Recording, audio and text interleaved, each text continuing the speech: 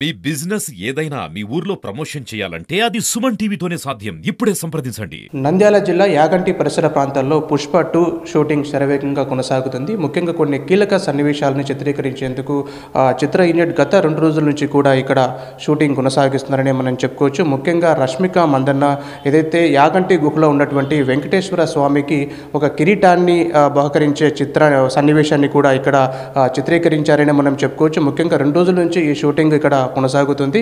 Pushpa 1 hit అయిన నేపథ్యంలో కూడా పుష్ప 2 పైన కూడా ఫ్యాన్స్కు భారీ అంచనాలు ఉన్నాయని మనం చెప్పుకోవచ్చు.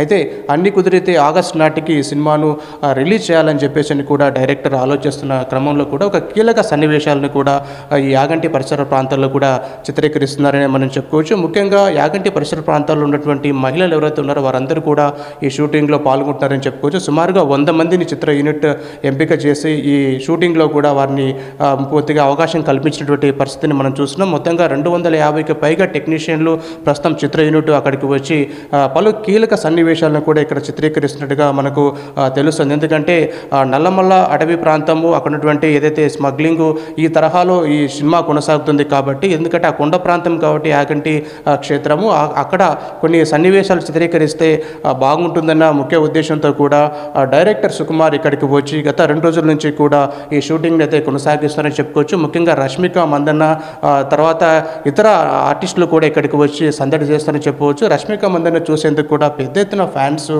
యాగంటి క్షేత్రానికి చేరుకుంటున్నారు. అయితే అక్కడ చెక్ పోస్టులు ఏర్పాటు చేసి ఎవరిని కూడా షూటింగ్ జరిగేటువంటి ప్రాంతానికి రానియకుండా చిత్ర యూనిట్ అడ్డుకుంటున్నారని చెప్పవచ్చు. అయితే అయినప్పటికీ కూడా చాలామంది ఫ్యాన్స్ అక్కడికి వచ్చి వారిని చూసేందుకు కూడా ఎంతో ఆసక్తి చూపుతున్నారని మనం చెప్పుకోవచ్చు. మరో 2 రోజుల పాటు కూడా పుష్ప 2 షూటింగ్ యాగంటి క్షేత్ర పరిసర ప్రాంతాల్లోనే జరుగుతుందని మనం చెప్పుకోవచ్చు. అయితే ముఖ్యమైనటువంటి కీలక ఘట్టం ఏదైతే ఉందో కీలక సన్నివేశాలని కూడా ఇక్కడ చిత్రీకరిస్తున్నారని చెప్పుకోవచ్చు. ఎందుకంటే కొండ ప్రాంతం కావచ్చు తదితర ప్రాంతాల్లో అంతా కూడా ఒక దేవాలయం అక్కడ మనకు ఉంది కాబట్టి, ప్రాముఖ్యమైనటువంటి దేవాలయం కాబట్టి దేవాలయ పరిసర ప్రాంతాల్లో కూడా కీలక సన్నివేశాలని కూడా చిత్రీకరిస్తున్నారు. అయితే అల్లు అర్జున్ మదర్ ఎవరైతే ఉన్నారో తల్లితో కలిసి ఎవరైతే హీరోయిన్ యాగంటి క్షేత్రంలో ఉన్నటువంటి గుహలో ఉన్నటువంటి వెంకటేశ్వర స్వామికి ఒక కిరీటాన్ని కూడా అక్కడ ధరింపజేస్తారు. ఈ సన్నివేశాన్ని కూడా చాలా కీలకంగా అక్కడ చిత్రీకరించినట్లుగా మనకు తెలుస్తుంది. పూర్తి స్థాయిలో మరొక 2 రోజులు కూడా ఇక్కడ ఈ షూటింగ్ అయితే కొనసాగేటువంటి అవకాశం ఉంది. అయితే షూటింగ్ జరుగుతుందని తెలుసుకున్నటువంటి ఉమ్మడి కర్నూలు జిల్లా నుంచి కూడా చాలామంది ఫ్యాన్స్ అక్కడికి చేరుకుంటున్నారు. ఎందుకంటే పుష్ప 1లో మనం చూసుకోవచ్చు రికార్డు అన్ని కూడా బ్రేక్ చేసినటువంటి పరిస్థితి ఉంది. ఎందుకంటే అల్లు అర్జున్ నటించిన చిత్రం అంటే ఈ ఏదైతే ఎర్రచందనం ఉందో దీన్ని స్మగ్లింగ్ చేస్తూ ఏ విధంగా చెక్ పోస్టులను దాటించాలి అనే క్రమంలో కూడా ఈ నేపథ్యంలో కూడా పూర్తి స్థాయిలో